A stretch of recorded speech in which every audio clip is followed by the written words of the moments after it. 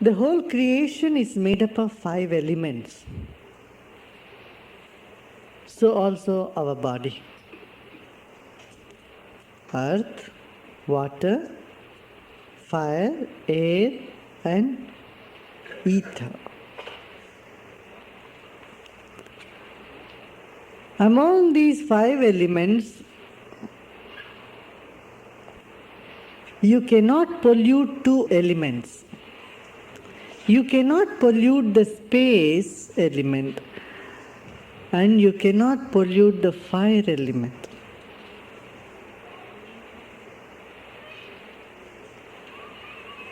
Earth can be polluted, water is being polluted, earth is being polluted, and air is being polluted.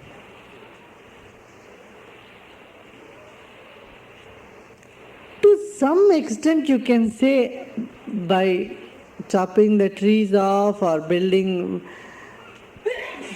too many tall buildings or concrete buildings, you can change the weather of a city.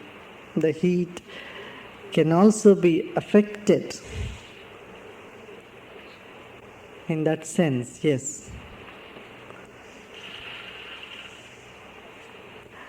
And space is not void of air. So when air is polluted, space is also polluted. You can argue or understand in that sense, yes.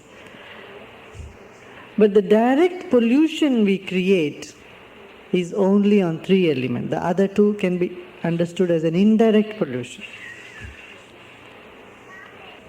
Man, either alive or dead, pollutes the earth.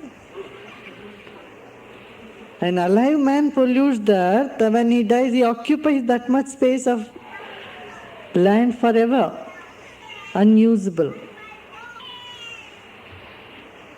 Isn't it? Who can stop polluting the earth? Someone who is aware, someone who knows, who can understand, who respects the earth. To respect earth, it needs a big heart. To respect an inanimate object, it needs a greater heart, because only when one can respect the living beings, then the respect to animal comes. And then to the material objects come. When you respect the living things, then you start respecting inanimate things too. Right? Certain level of awareness, certain level of awakening is essential. Earth sustains life, and life should sustain the earth. Water sustains life, and life should care for its source. Water is the source of our life.